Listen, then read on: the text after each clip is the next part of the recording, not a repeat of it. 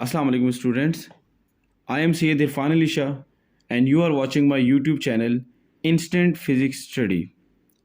Students unit number 3 dynamics में से आज हम एक और इम्पोर्टेंट टॉपिक जो कि पेज नंबर 66 एंड 67 पर है, motion of two bodies attached to the end of a string that passing over a frictionless pulley such that one body move vertically and other move on a smooth surface. Students हमारे पास to cases थे। एक मैंने previous lecture में आप लोगों को define कर दिया in which both the bodies move vertically up down. वहाँ पे हमारे पास दोनों बॉडीज जो थी वो अपवर्ड एंड डाउनवर्ड मूव कर रही थी। While in second number case जो आज हम स्टडी कर रहे हैं, इनमें हमारे पास जो पहली हमारे पास बॉडी है वो स्टिल वैसी ही हमारे पास डाउनवर्ड मूव करेगी।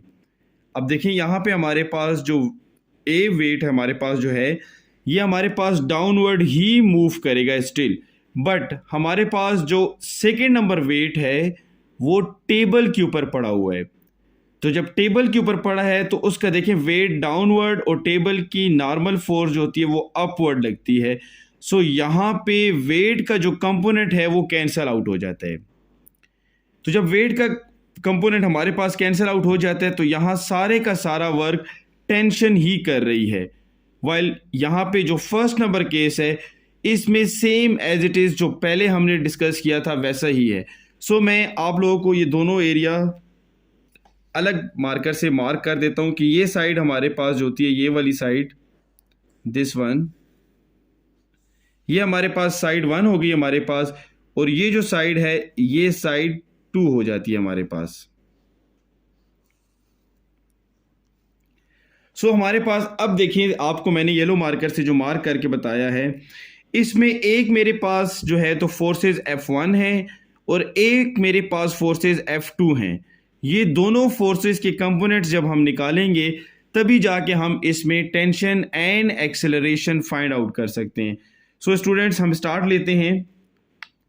फर्स्ट ऑफ ऑल सबसे पहले आपने कंडीशंस की हेडिंग दे देनी है कि हमारे पास जो कंडीशंस हैं वो क्या हैं। सो देखिए मैंने सबसे पहले यहाँ पे heading they the conditions.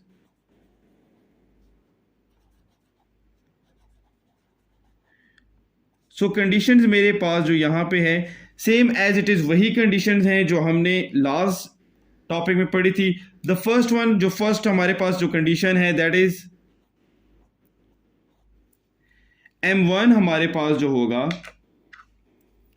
M1 must be greater than M2.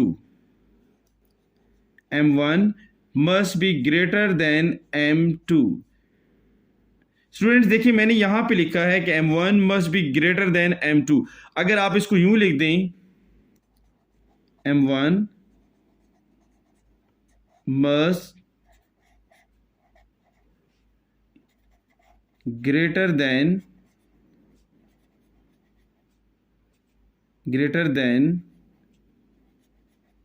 M2, तो देखिए आपके पास पूरा सेंटेंस बन गया। अगर M1 M2 से ग्रेटर नहीं है तो M1 डाउनवर्ड नहीं आ सकता और ना ही वो M2 को यहां पे स्लाइड कर सकता है on the surface of smooth हमारे पास टेबल।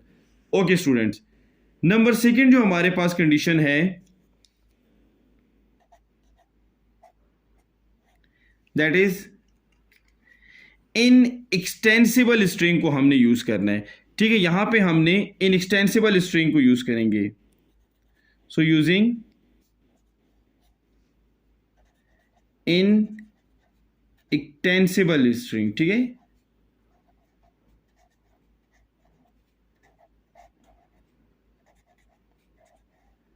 असल में इन एक्सटेंसिबल स्ट्रिंग को हम इसलिए यूज करते हैं स्टूडेंट्स कि जब आप इन एक्सटेंसिबल स्ट्रिंग को यूज करते हैं तो हमारे पास ना ही स्ट्रिंग की लेंथ इंक्रीज होती है और ना ही डिक्रीज होती है, जिसकी वजह से आप इजीली जो है तो यहाँ पे फाइंड आउट कर सकते हैं कि हमारे पास टेंशन की वजह से ही सारा वर्क डन हो रहा है। नंबर थर्ड जो हमारे पास कंडीशन आती है that is fractional less pulley. Students याद रखें हर हाल में आपने फ्रैक्शनल लेस पुली ही यूज करनी है।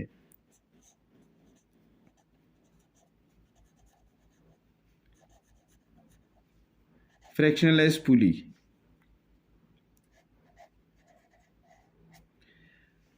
आज के टॉपिक में एक कंडीशन हमारे पास ज़्यादा हो जाएगी और वो हमारे पास क्या होती है कि आपने एक और भी कंडीशन रखनी है and that is smooth surface. याद रखें, अगर हमारे पास यहाँ पे स्मूथ सरफेस नहीं है तो वो फ्रैक्शन भी हमारे पास ज़्यादा प्रोड्यूस करती है। सो दैट्स वाई जब M1 डाउनवर्ड आएगा तो यहाँ पे मोशन हमारे पास डिफिकल्ट हो जाती है। सो दैट्स वाई आपने हर हाल में जो टेबल की सरफेस है उसको स्मूथ लेना है हर हाल में, ठीक है। सो हम यहाँ पे ये लिख देते हैं कि स्मूथ सरफेस हमारे पास, ठीक है। द नेक्स्ट हमारे पास जो है दैट इज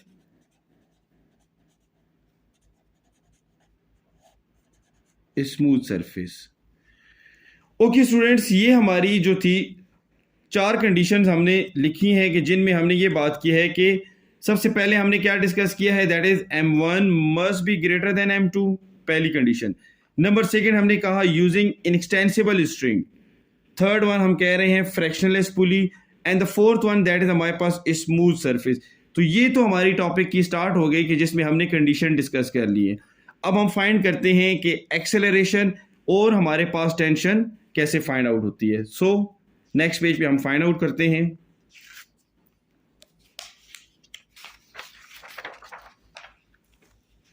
ओके स्टूडेंट्स, यहां पे हमने सबसे पहले हेडिंग दे देनी है कि फॉर फाइंडिंग एक्सेलरेशन। अगर आप एक्सेलरेशन फाइंड कर रहे हैं तो हम उसको क्या लिख देते हैं कि हमारे पास for finding acceleration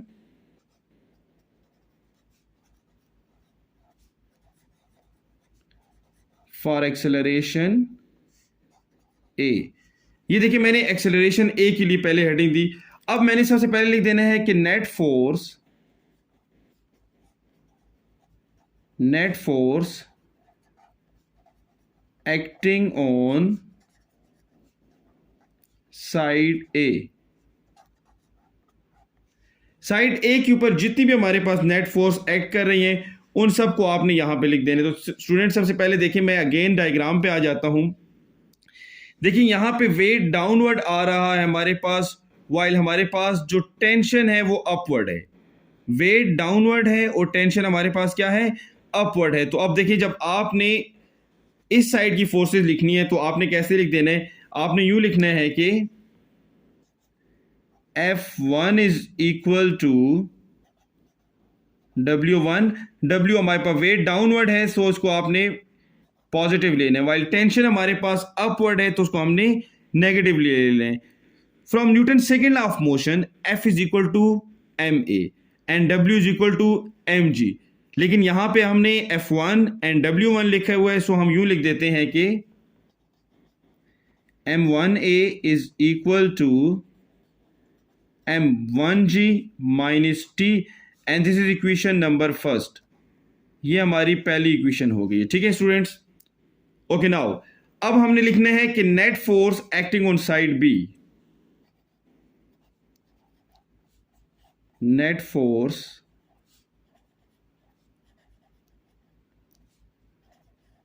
acting on side B. अब साइड बी पे हमारे पास जो है तो वो नेट फोर्सेस क्या हैं, तो अब हमने उनको कंसिडर करना है। तो देखिए अगेन हम एक बार फिर डायग्राम की तरफ जाते हैं और यहां पे इस बार आपने ये देखना है जो वेट है वो तो डाउनवर्ड है, सो उसका जो रिएक्शन है वो अपवर्ड है। सो वेट का कंपोनेंट तो यहां पे हमारे पास कैंसिल आउट हो जाते हैं। यहां पे सेकंड नंबर केस में वेट का कंपोनेंट है तो ही नहीं, क्यों कि वेट डाउनवर्ड और नॉर्मल हमारे पास upward. every action have a reaction which is equal in magnitude but opposite in direction. It mean that कि वेट को m1g नहीं उठा रहा, वो टेबल के ऊपर क्रॉस हो रहा है। सिर्फ m1 जब डाउनवर्ड आएगा तो वो इसको इस तरफ पे मूव करवाएगा बस।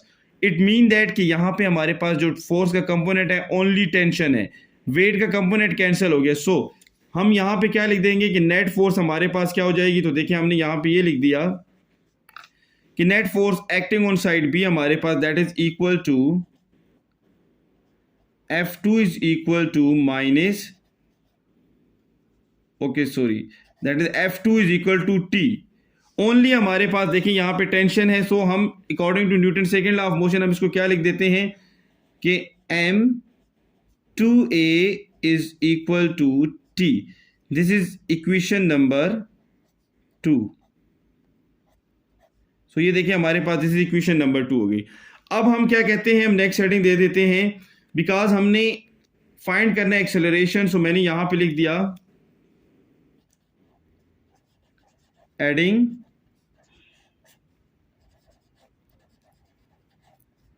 Equation 1 and 2. आपने इक्वेशन नंबर 1 एंड 2 को क्या कर देना है, ऐड कर लेना है. सो देखिए जब ऐड आप करते हैं तो आपने यूं लिख देना है कि m1a is equal to m1g minus T. एंड सेकेंड हमारे पास इक्वेशन कौन सी है कि m2a is equal to tension, only tension हमारे पास है. ठीक है, यहां पे कंपोनेंट. स्टूडेंट्स यहां पे देखिए हमारे पास जो सेकंड नंबर हमारे पास है उसमें कंपोनेंट ओनली टेंशन है. सो यहां पे हमारे पास टेंशन और टेंशन आपस में क्या हो जाते हैं, कैंसिल आउट. ये देखिए मैंने टेंशन के कंपोनेंट को टेंशन के कंपोनेंट को कैंसिल आउट कर दिया. सो हमारे पास जब नेट फोर्स आती है तो कुछ इस तरह से आ जाती है कि m1a plus m2a is equal to m1g. Okay now यहां पे देखिए m1 m2 में हमारे पास a कॉमन है हमारे पास. तो हमने क्या किया, इससे a को कॉमन लेते. तो ये देखिए मैंने यूं लिख दिया कि m1 plus m2 is equal to m1g और a is equal to a हमारे पास यहां पे देखिए इस तरफ है. ये m1 m2 यहां पे मल्टीप्लाई हो रहा है, इक्वल की इस तरफ आके डिवाइड हो जाएगा. तो देखिए यहां से हम लिख देते हैं कि m1 divided by m1 plus m2 into g. ये देखिए हमारे पास. So this is the value of acceleration in horizontal case. Horizontal case में हमारे पास जो एक्सेलरेशन की वैल्यू आ गई है that is a is equal to m1 divided by m1 plus m2 into g. ये हमने क्या कर ली है, फाइंड कर ली है the value of acceleration. Now for acceleration के बाद हमने लिखना है कि फॉर टेंशन हमारे पास. तो देखिए टेंशन भी हमने फाइंड आउट करनी है. तो हम यूं लिख देते हैं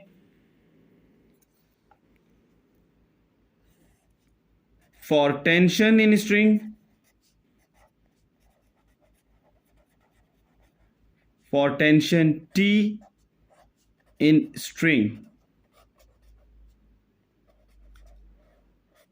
सो देखिए for finding the tension T in string हम क्या करते हैं, सबसे पहले हम ये लिख देते हैं कि putting the value of acceleration A in equation 2. हमने जो अभी एक्सेलरेशन की वैल्यू फाइंड आउट की थी उसको हमने क्या करना है, इक्वेशन नंबर 2 में यहां पे इधर पुट करना है. तो देखिए मैंने यहां पे लिख दिया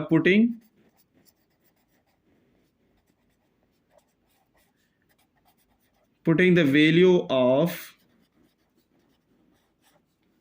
A in इक्वेशन 2. आपने इक्वेशन 2 में क्या करना है कि इसकी वैल्यू को पुट कर देना है. सो देखिए पहले मैं इक्वेशन 2 आप लोगों के लिए फिर से लिखता हूं. ये देखिए मैंने इक्वेशन 2 मेरे पास ये थी कि m2a is equal to t. आपने यहां पे a की जगह जो अभी आपने वैल्यू फाइंड आउट की थी, ये हमने वैल्यू अभी फाइंड की एक्सेलरेशन की, ये हमने पुट कर देनी. तो देखिए यहां पे हमारे पास क्या आ जाता है कि m2 ब्रैकेट में मैंने लिख दिया कि m1 divided by m1 plus m2 into g which is equal to t.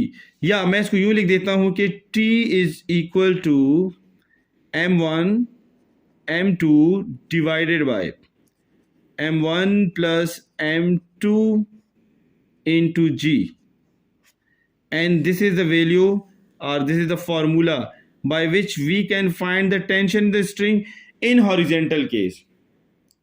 So students आज के हमने इस टॉपिक में केस नंबर सेकंड जो एडवर्ड मशीन का हमारे पास सेकंड नंबर केस था उसको हमने स्टडी किया, in which we can find the tension and acceleration in the string.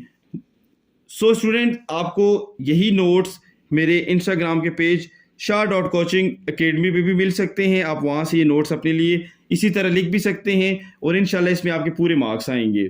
So students, more videos के लिए हमारे चैनल को सब्सक्राइब करना ना भूलें और बेल का आइकन प्रेस कर दें कि मज़ीद वीडियोस देखने में आपको आसानी हो। Thank you.